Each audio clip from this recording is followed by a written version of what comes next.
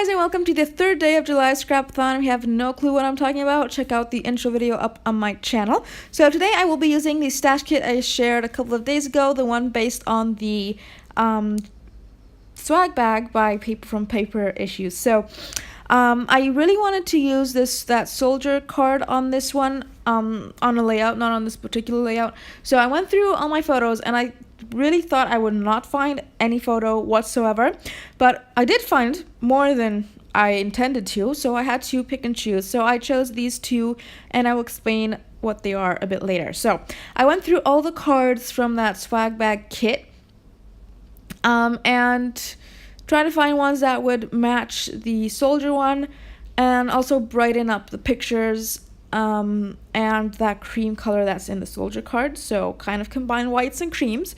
So I have a white background going on, and then I also have my two photos printed up, and I chose two blue cards. One is a bit distressed and the other isn't, and I really like that cluster that I have going on there at the moment. Of course, there's still some things that I need to add, and I don't know, I just had this idea to use this tissue paper to bring a bit more black in the mix, and also kind of it brings the black in from the pictures and also adds a pop of contrast and makes it a bit more fresh to kind of help incorporate that brownish card with the soldiers on it. So once I got those layers pretty much the way I wanted them, I decided I'm going to add some mixed media, which turned bad. I'm going to tell you that from now. I'm not going to end up using this.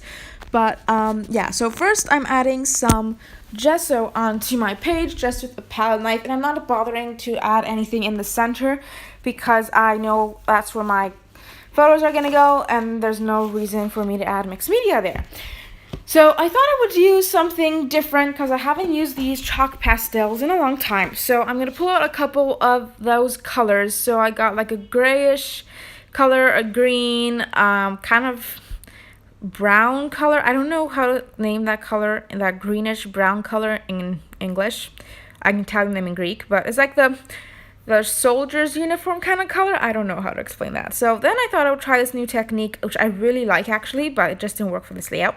I took these makeup remover sponges things, and I'm spreading, I'm using them to blend in the pigment that comes off from the chalk pastels. And that kind of looked okay, but then I'm gonna add some green and reds, and it's just gonna look really, really bad. Oh, I also added that feather paper that's from the Outlaw collection behind my photos because I felt like I needed a few more colors in there. So here I go adding those things, and while I mess up that background, I'm gonna tell you about my photos a bit. So in April, we went on a school trip to Greece. It's like a 1.5 hour flight from Cyprus. So we went all over Greece, and we were in Athens for 3 days.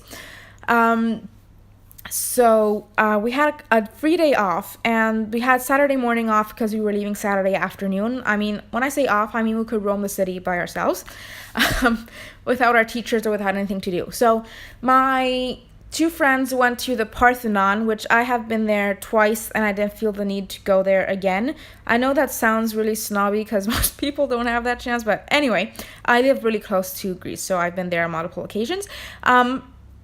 So I decided to go to the National History Museum by myself, and this is where I found these pictures. These pictures were part of an World War I exhibit, and they had the trenches, I think they're called in English, replica kind of thing, and I thought they were really cool, so I took a couple of pictures. So here's where I decide I don't like the background, and I also inked my pages to add a bit more of that distressed look, and I'm thinking about using that tag. Now, if you watched my video yesterday, you know that that tag is not going to make it on this layout because I used it on the other layout, but yeah. So I switched the cardstock over, so I have a plain cardstock, and I'm not wasting that one. So I decided I'm gonna glue these down, but I didn't use any actual glue. I'm just gonna use water, and that way the tissue paper will get wet and kind of stick onto the page. And that's all I'm gonna use for the time being, but then when it dries, it unglues, so I'm gonna add glue towards the end of the layout. So that's the pictures I was gonna use. They are from that museum, and I have some other pictures as well that I want to scrapbook from the museum that are more of a traditional, like, what do they call them?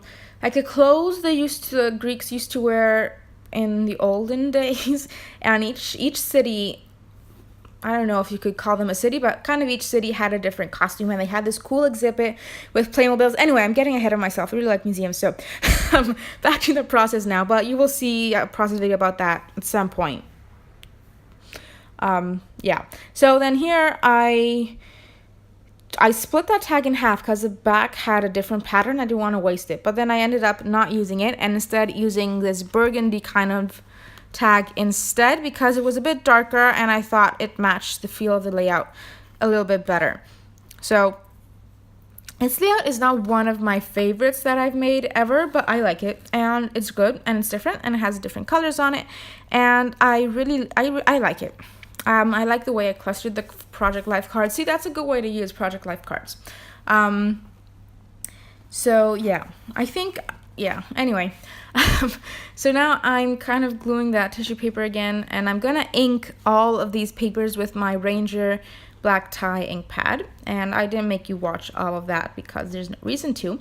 And I think that kind of made them pop up a bit from that tissue paper because that is quite a busy tissue paper. Oh, and actually that tissue paper was the tissue paper that my paper issues order came wrapped in, so see, I use that on here as well. Now I'm going through die cuts and ephemera and embellishment things that were in the swag bag as well first. And I'm going to pick out a couple of pieces that I might want to use. So I thought about that Home of the Brave because this was World War I, and yeah. But I was just too American, so I didn't use that. I'll just save it for 4th of July photo at some point. Okay, so here I thought I wanted to add World War I somewhere, and these red letters I thought would look really nice from Simple Stories, but they were more of a bright red rather than a burgundy red that I have going on in the tag, so I decided to not use those, and they were also a bit too big. And I also found this little tag. I'm gonna cut the orange piece off and just glue it up there on the other tag, so it's more of a rectangular piece now rather than a tag. And then I also had this half piece that says dislike on it. That's from Amy Tan Green. And it was one full piece that had like and dislike, and I used the like on some other layout a long time ago. So I thought it would be appropriate to kind of say I dislike World War I because it was a catastrophic war. So I don't know if I really should have done that, but I did it. So anyway. And I'm gonna use some stickers to spell out World War I there in just a bit. So I'm going to pull out some twine because it wasn't red and was included in the swag bag that I thought maybe I could use somewhere, but it's not gonna work. At this point, I have not glued anything down whatsoever, so it's getting really annoying. Then I thought I could use some of these words, but all of these words were way too happy, like hooray and better together, and I don't know, just really happy sayings that were not appropriate on our World War I themed page. So I did not use any of those. And then I thought I could use some of these buttons, and I am going to use a black one with some polka dots on the page eventually. And then here I went through the Tim Holt words, and now I'm just going to go ahead. I glued everything down. I didn't make you watch that, with the exception of my photos. Oh, and I also have my photos popped up on some foam. Well, I'm about to have them popped up on some foam. Because I thought that will make them stand out a bit more from the layers behind them.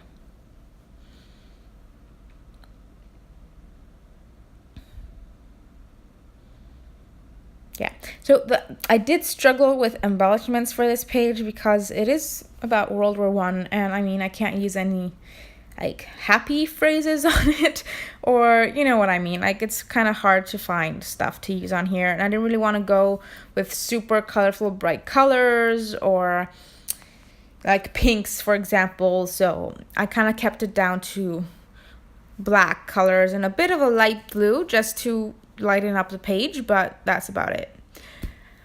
Okay, so then I did some splatter in black with that black ink, but it dries and it turns into this gray color. That's probably because there's no gesso on the page, and I also watered down the ink to do that. So if I had gesso, the color wouldn't seep into the page so much. But Oh well. And then here's where I decide I'm going to pull out my favorite little tiny words, not tiny words, tiny alphabet stickers, and put the date up on that tag up there, because I don't know, the font just kind of really matched. And I'm also going to use two W's and an I to represent World War I down in that dislike die cut. And because I moved these around a lot, I just added some extra adhesive on them to glue them down.